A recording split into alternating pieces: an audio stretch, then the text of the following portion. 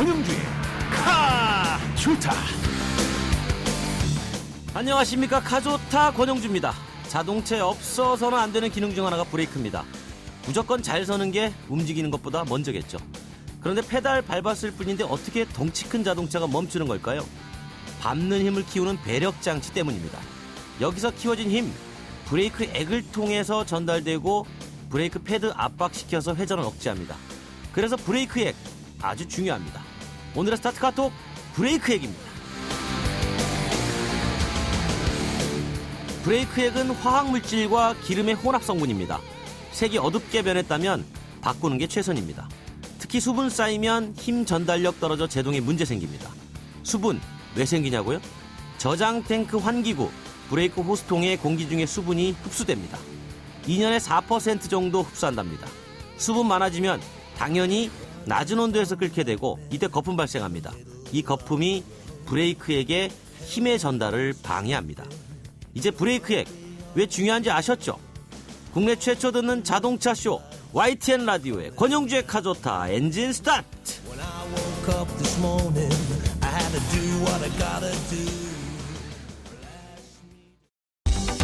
국내 최초 라디오 자동차 쇼 권영주의 카좋다 배럴 앤 디퍼런트 르노 삼성 자동차와 함께합니다. 요, 체크로 예. 내차 제일 잘 나가. 우리는 튜닝 마니아예요. 급격히 커지는 튜닝 시장.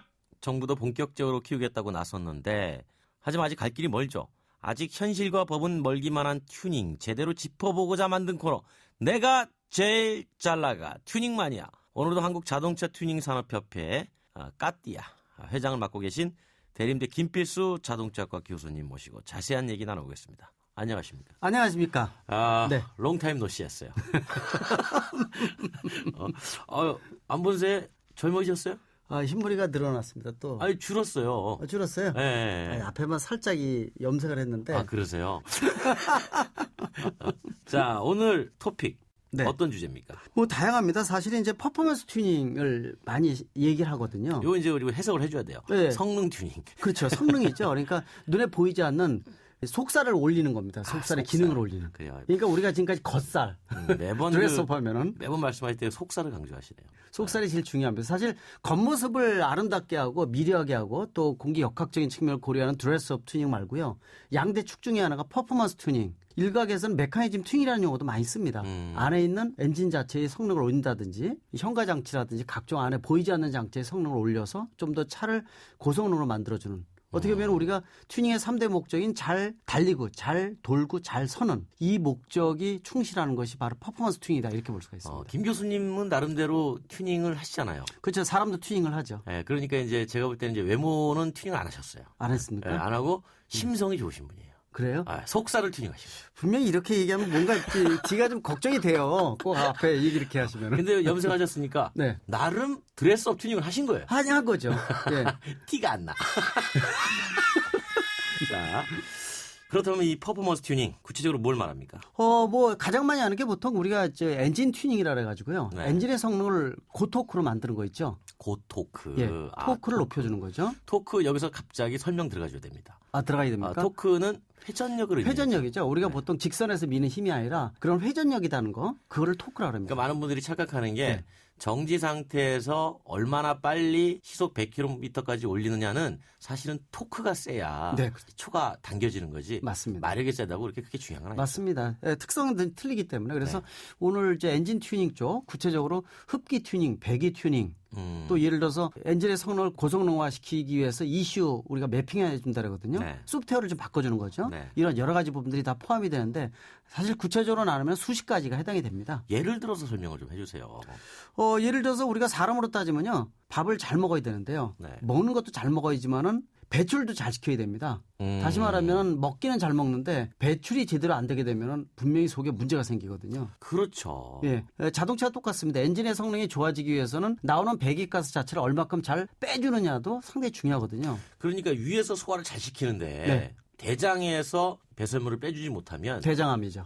결국은 이제 문제가 생기는 것처럼 맞습니다. 자동차도 엔진에서 연소가 잘 되는데 그거를 바깥으로 제대로 빼주지 않으면 네. 역시 그럼 뭐라고 얘기하죠? 배기염?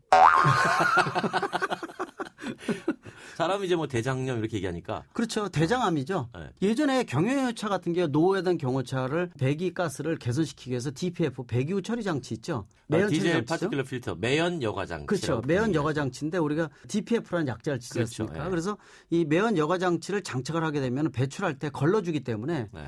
쫙 빼주지를 못하고 중간에 걸리는 거죠. 그렇죠. 그래서 일각에서는 운전자들이 상당히 불편함을 호소를 합니다. 트럭을 운전하는데 언덕에서 힘도 약해지고 그렇게 급속도로 가속력이 좋았다가 떨어진다 이런 얘기 많이 있고 충분히 이해가 됩니다. 그러니까 요거 한번 빼가지고 필터 네. 한번 빼가지고 한번 청소를 해주거나 그렇죠. 해줘야 돼요. 또 불법으로 아예 빼놓는 사람들 있죠. 아, 그러면 안 되죠. 안 되죠, 네, 그러면요. 우리가 네. 같이 잘 먹고 잘 살자고 하는 건데. 그렇죠. 뭐 혼자만 잘 살면 안 되죠. 그렇죠. 우리가 뭐 네. 그런 얘기도 있지 않습니까? 여보게 혼자만 잘 살면 무슨 재민겨. 네. 이런 책 제목도 있지 않습니까? 그런가요? 아, 일치 있어요. 있어요? 네네. 네. 좀 독서 좀 하세요.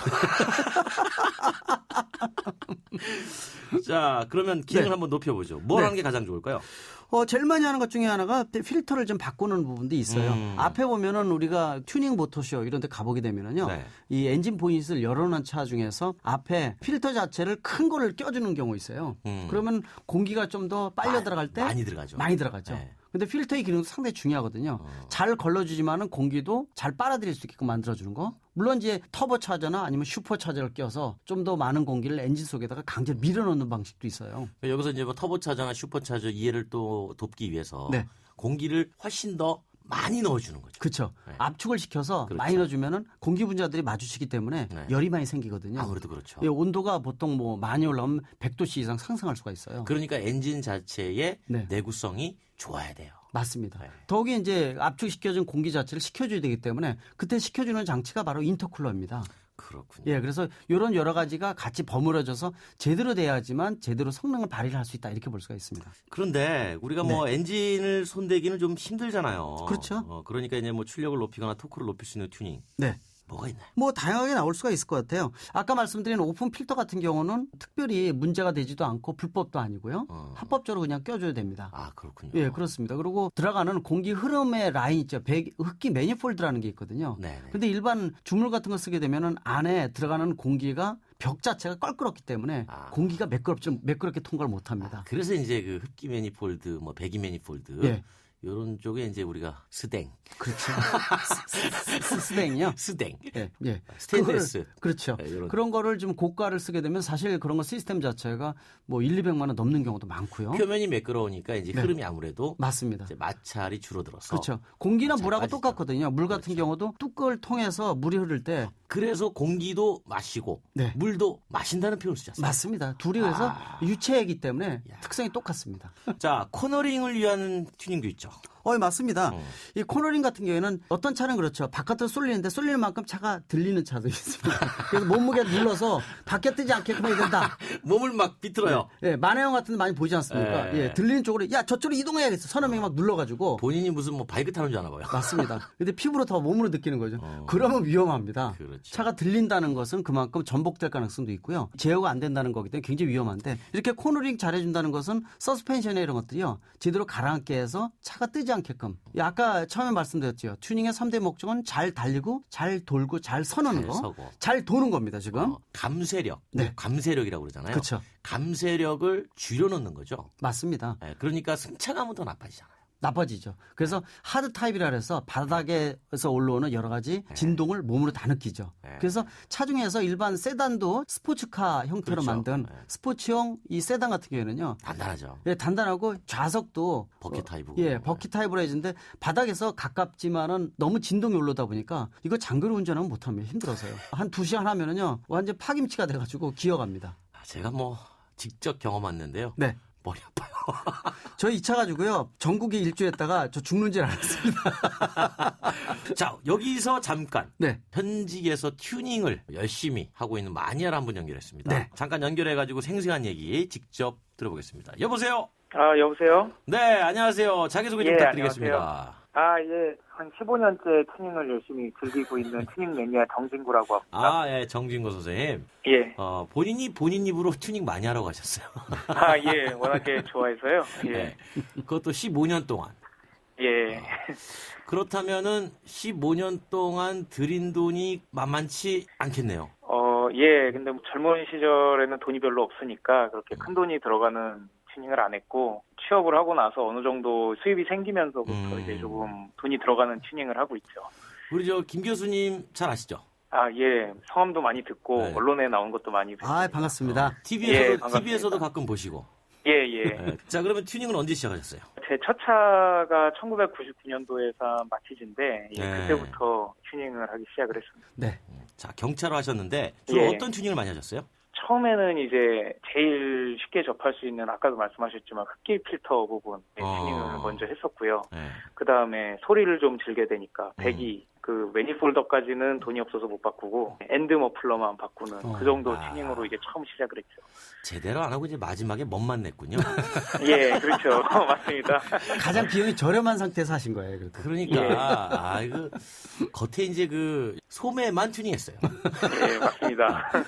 자, 기록을 높인다, 뭐 엔진 같은 이런 출력을 높일 튜닝을 했었을 것 같은데 그쪽은 좀 안 예. 하시나요? 예, 가급적 엔진을 건드리는 튜닝은 지양을 하고 있는데 네. 주변에서 엔진들 많이 건드리시는데 참 고생들을 많이 하시더라고요. 안 그런 경우도 물론 있지만 네. 너무 고생하는 분들이 많으셔서 저는 엔진 출력을 높이는 튜닝은 좀 마지막까지 최대한 지켜보다가 꼭 필요할 때 하려고 아직은 하고 있지 않습니다. 아니 그 나름대로 트랙을 도시면서 기록을 단축한다고 하셨잖아요. 네네. 그러면 튜닝할 때 평균 내셨을 거 아니에요? 아, 내가 네, 그렇죠. 1년에 돈 얼마를 쓰면 1초가 단축되더라. 그게 부품마다 좀 달라갖고 예를 네. 들면은 타이어 같은 데는 정말 돈 쓰는 만큼 네. 기록 단축이 좀 확실하게 나오는 것 같고요. 네. 그 밖에 뭐 정말 머플러 같은 부분은 소리를 즐기기 위한 거지 사실 뭐 머플러 바꿨다 그래서 트랙의 랩타임 단축에 크게 도움되는 건 아니니까요. 부품에 따라서 편차가 좀 큰 것 같습니다. 주로 그 서킷 어디 자주 가세요? 작년에는 인제 서킷을 자주 아, 갔습니다. 인제에. 예. 인제 가면 언제 와요? 아니 갔다가 서킷 돌고 돌아오셔야죠. 예, 그렇죠. 예. 인제 하루 많이 아침 하시고. 일찍 가서 하루 종일 타고 아. 예, 저녁 때 그렇게 돌아오는 코스로 보통 잡고 있습니다. 인제 가서 저녁에 오시는군요. 예, 인제 가서 네. 저녁에 오죠. 그렇습니다. 그러면은 주로 인제하고 그전에 또 어디 주로 트랙 도셨어요? 그 전에 뭐 안산 트랙도 종종 가고, 근데 아. 지금 정상 영업이 안 되고 있고. 그렇죠. 안산은 대학생 안 때는 돼요. 태백도 많이 가고. 아, 태백. 예. 아, 주로 어떤 튜닝을 했을 때 가장 기분이 좋았습니까? 제가 트랙에 이제 자주 가다 보니까 네. 랩타임을 확실히 향상시킬 수 있는 튜닝이 마음에 들었는데, 네. 휠하고 타이어 바꾸는 게 더 아. 넓은 폭의 타이어를 쓸 수 있어서 그쪽 튜닝이 되게 만족도가 높았고요. 네. 그 밖에 이제 버킷 시트로 바꾸게 되면은 운전할 때 되게 편하고 차의 거동을 더 직접적으로 느낄 수 있어서 그 두 가지 튜닝이 제일 몸에 잘 와닿았던 것 같습니다. 부품 어디서 구하세요? 부품은 주로 해외에서 직구를 많이 이용을 하고 있고요. 아, 예, 직구로. 요즘에. 예. 그러면 지금도 경차를 갖고 계신 건 아니죠? 지금은 닛산의 370Z라고 아, 예, 그렇군요. 그 차를 사용을 하고 있습니다. 옛날에 뭐 이렇게 레이디 이름이 좀 붙었던 예, 그렇죠. 그런 이름을 갖고 있었는 아주 뭐 멋있는 차예요. 예, 예, 감사합니다. 자, 직구라면 뭐 나름대로 장단점이 있어요. 어떤 예, 장단점이 그렇죠. 있어요? 가장 큰 장점은 저렴하게 구입할 수 있다라는 거고요. 음, 이제 단점은 제품이 잘못 오거나 아니면 하자가 생겼을 때 손쉽게 수리를 하거나 교환을 할 수 있지가 않다 보니까 그런 부분이 불편함으로 작용을 하죠.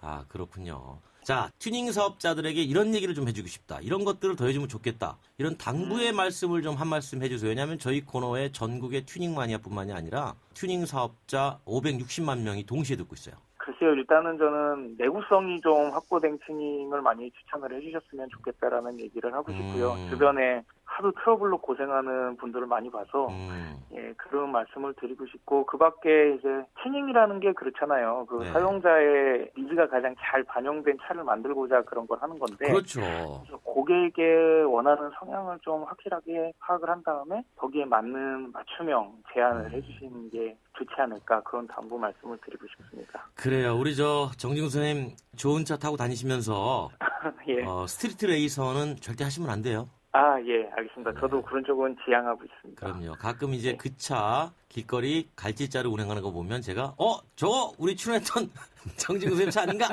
이렇게 볼 수 있습니다. 아, 예, 예. 네, 오늘 연결 너무나 감사하고 저희 카조타 애청자로 저희가 선정을 해드리겠습니다. 아, 감사합니다. 고맙습니다. 예, 고맙습니다. 그 앞서 우리가 튜닝 매니아 정진구 씨 얘기 들었잖아요, 교수님. 네. 그 출력을 높이면 안전성이 떨어질 수 있다라고 했는데 뭐 이런 우려도 분명히 있는 거죠. 이분 정확히 보시는 거예요. 사실은 이제 엔진 쪽은 함부로 손대지 말고요. 네. 하나하나 다 따져가면서 손대지 않으면 상당히 심각하거든요. 우리 심장 수술을 함부로 하면 큰일 나지 않습니까? 네. 도리어 심장 죽습니다. 그런데 네. 기껏 튜닝을 했는데 네. 제대로 쓰지 못하는 것도 있잖아요.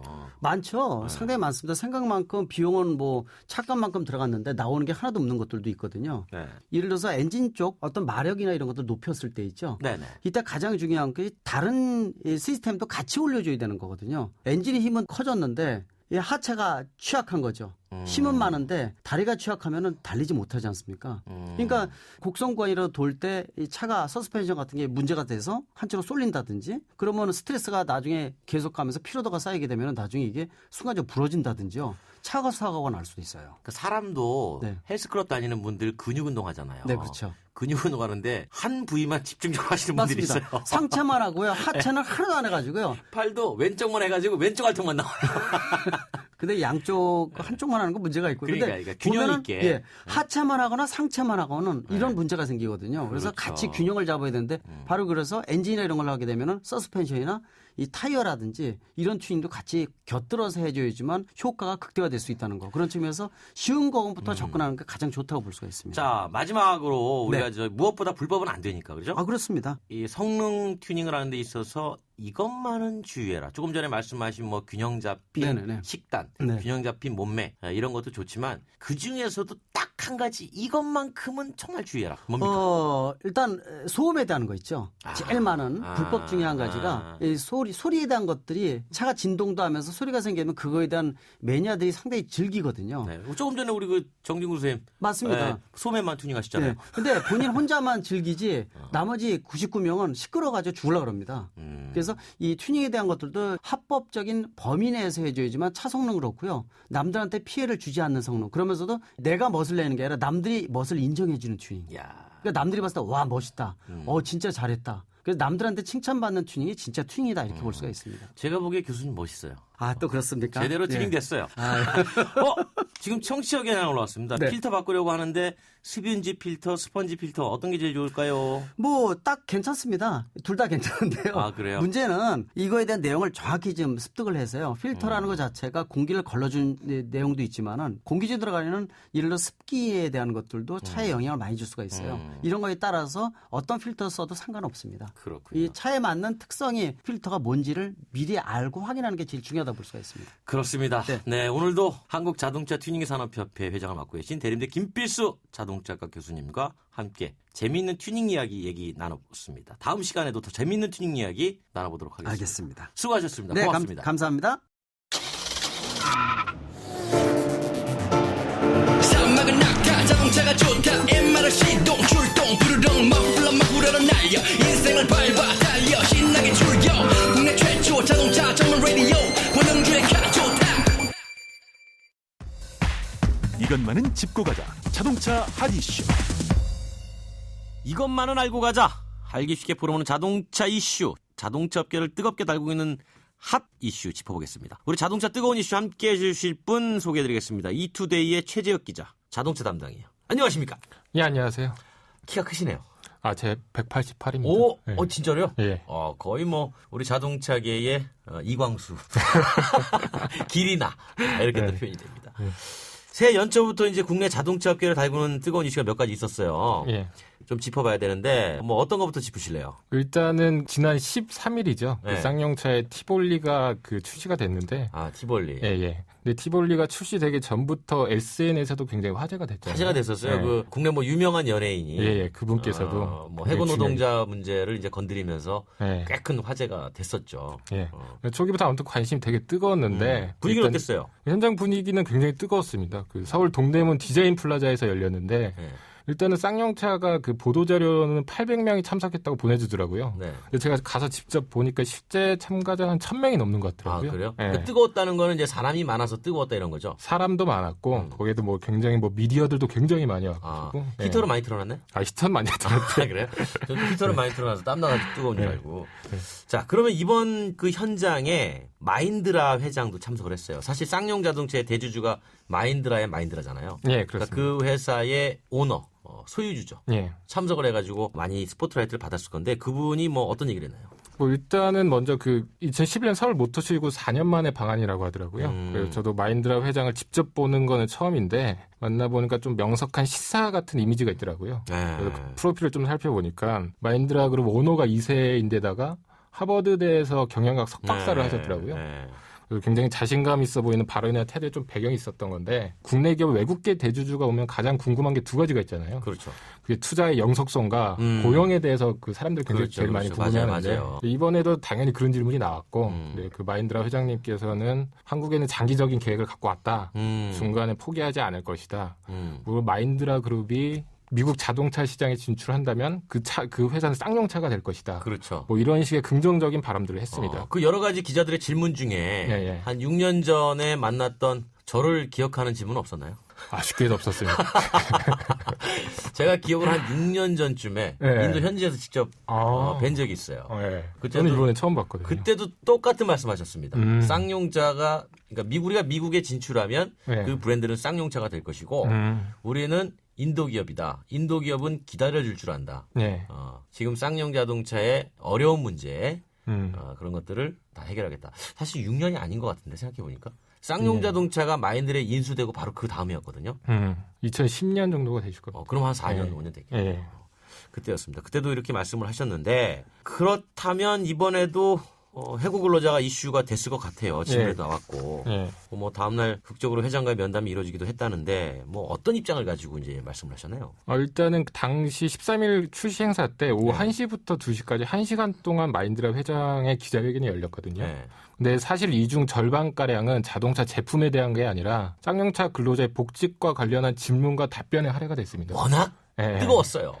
앞서 말씀드린 것처럼 굉장히 워낙 이게 이슈가 됐고 네. 또 현장에도 사회부 기자들도 되게 많이 왔더라고요. 그러니까 자동차 심지어 담당 연예부 기자들- 기자들도 왔다고 그러더라고요. 연예부 기자도 왔다 그러더라고요. 네? 그 유명 연예인 때문에 네. 연예부 기자까지 왔다고 그러더라고요. 예, 아무튼 뭐 이와 관련해서 뭐 당연히 질문이 나왔고 네. 마인드라 회장님께서는 뭐 원론적이면서도 좀 비전 있는 답변을 하긴 하셨어요. 어떤 답변입니까? 그러니까 티볼리 판매가 늘어서 회사의 재정 상황이 좋아지면 2009년 회사를 나간 생산직부터 단계적으로 복직시키겠다 이런 말씀을 하신 거죠. 상당히 원론적인 얘기긴 하네요. 네, 원론적인 얘기긴 한데 지금 당장 복직시키겠다. 그런 말은 없었고 자, 그러면 이제 어쨌든 뭐 티볼리 신차 발표였으니까 이 티볼리 제품에 대한 관심도 상당히 컸는데 타보셨어요? 아직 시승은 하지 못해봤는데 뭐 내외관은 아직 살펴봤죠. 나름대로 보셨으니까 예.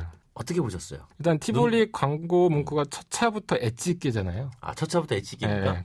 그게 광고 문구인데 네. 호응도는 좀 약간 뭐 사람마다 좀 차이가 있긴 한데 제가 볼 때는 말 그대로 좀 앞에 헤드램프 부분이 좀 날렵한 게 좀 엣지라는 표현에 좀 걸맞지 않았나. 엣지가 무슨 뜻이에요? 전 잘 모르겠어요. 엣지가 그냥 모서리를 뜻하는 건데 옛날에 핫하다, 이타다는 네. 단어도 그게 좀 유행이 됐었잖아요. 아. 지금 요새는 좀 엣지라는 표현을 많이 쓰는 것 같더라고요. 그래요? 예. 저는 그냥 자동차의 엣지 스타일 그러면 옛날에 그 시트로행에 잔티아라는 차가 있었어요. 잔티아. 그 차가 우리 따지면 옛날에 대우 자동차 에스페로. 예. 에스페로 앞모습이 납작하잖아요. 네. 이제 쐐기형 스타일 해가지고 엣지 스타일이다 막 그랬었거든요. 그런 기억이 납니다. 티볼리는 다른 모델도 나오죠, 향후에. 예. 올해 국내외 판매 목표 38,500대. 이거 달성할 수 있을 것이라고 전망하십니까? 저는 뭐 결론부터 말씀드리면 달성할 수 있을 것이라고 보고 있고 그다음에 또 일단 티볼리는 디젤 모델이 6월에 나옵니다. 아, 그래요? 지금은 가솔린 모델인데 국내에서는 SUV라고 하면은 가솔린보다 디젤 모델들을 선호하시잖아요.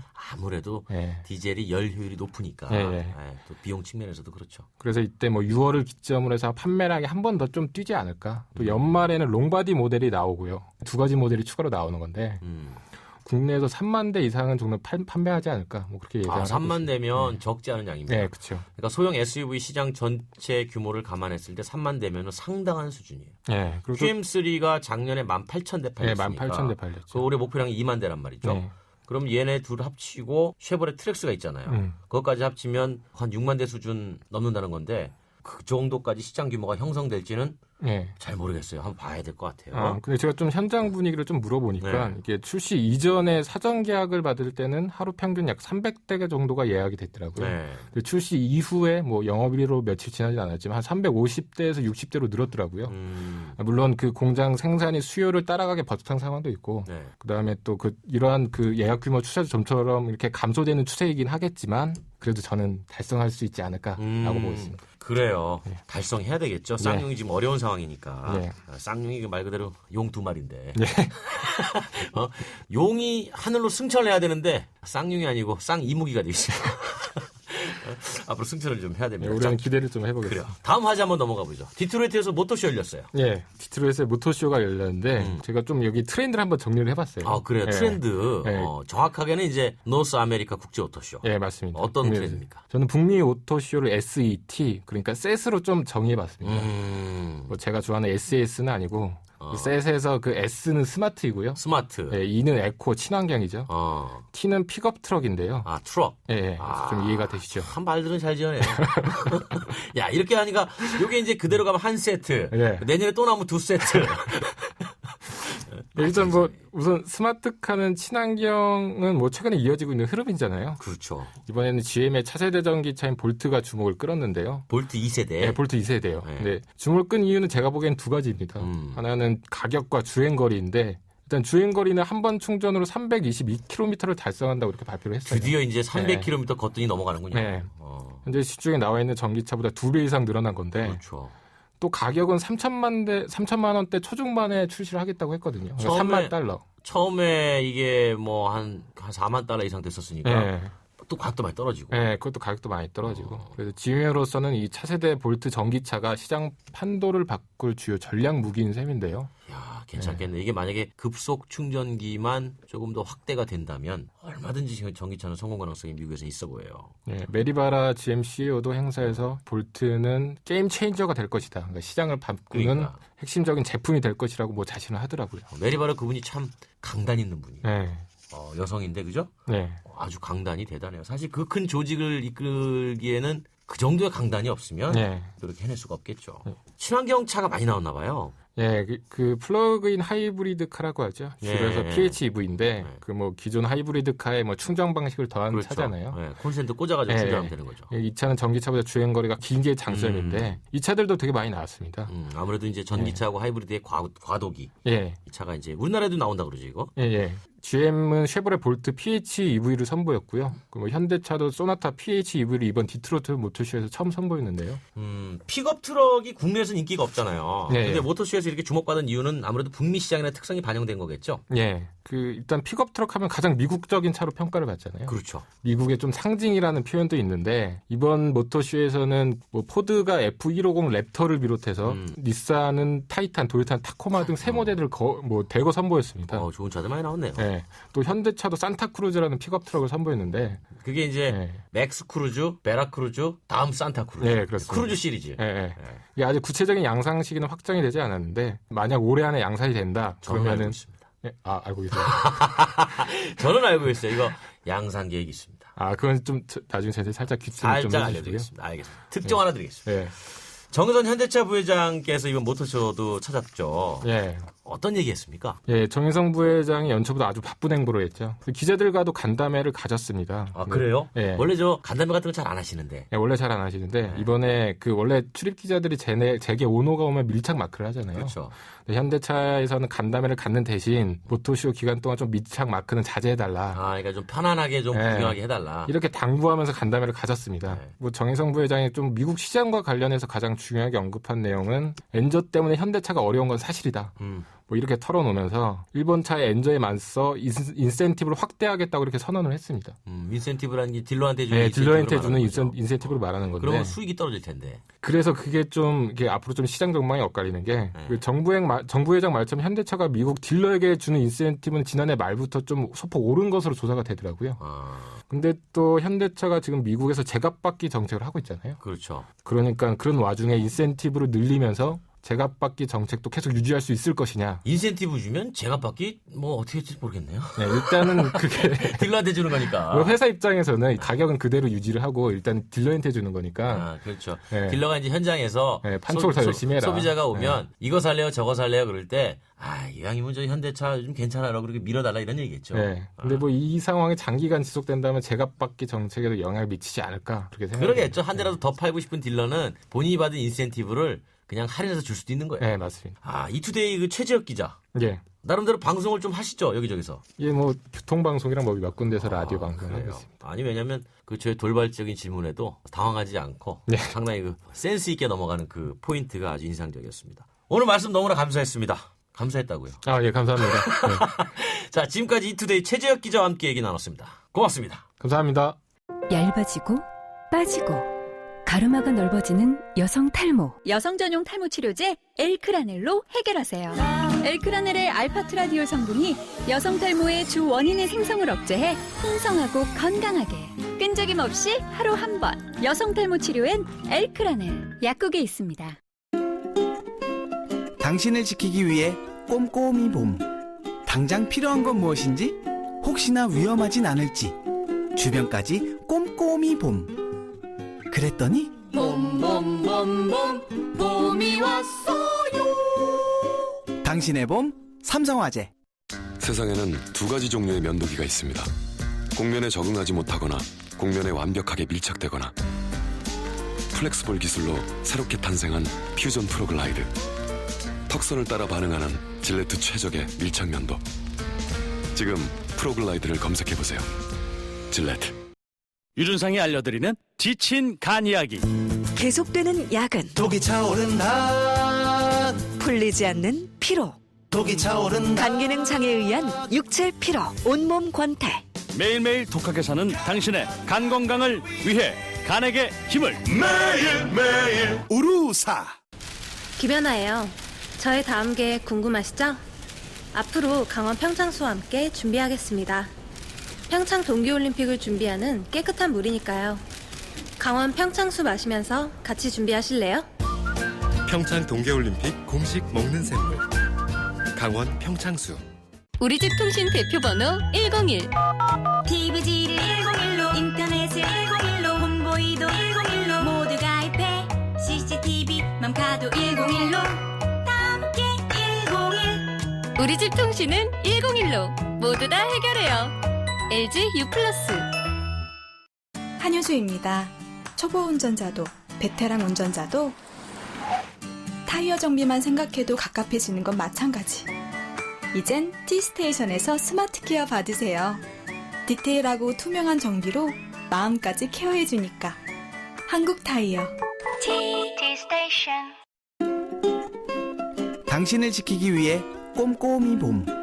당장 필요한 건 무엇인지, 혹시나 위험하진 않을지, 주변까지 꼼꼼히 봄. 그랬더니 봄봄봄봄 봄이 왔어요. 당신의 봄 삼성화재. 어르신들의 근육을 풀어드리고 싶다는 몸짱 트레이너들. 기프트카 쉐어링을 신청해 강원도 유촌리 마을을 찾았답니다. 아이 시원하다. 기프트카 덕분에 표정까지 확 풀리셨네요. 누구나 이용할 수 있는 모두의 차 기프트카 쉐어링. 기프트카 홈페이지에서 신청하세요. 현대자동차 그룹. 선이 없어 청소가 행복한 LG 코드 제로 무선 청소기. 선이 없어 걸림 없죠. 코드 제로. 선이 없어 불편 없죠. 코드 제로. 자유롭게 청소해요. 행복하게 청소해요. 선이 없어 청소가 행복한 LG 코드 제로. 국내 최초 라디오 자동차 쇼 권영주의 카조타, 배럴 앤 디퍼런트, 르노 삼성 자동차와 함께합니다.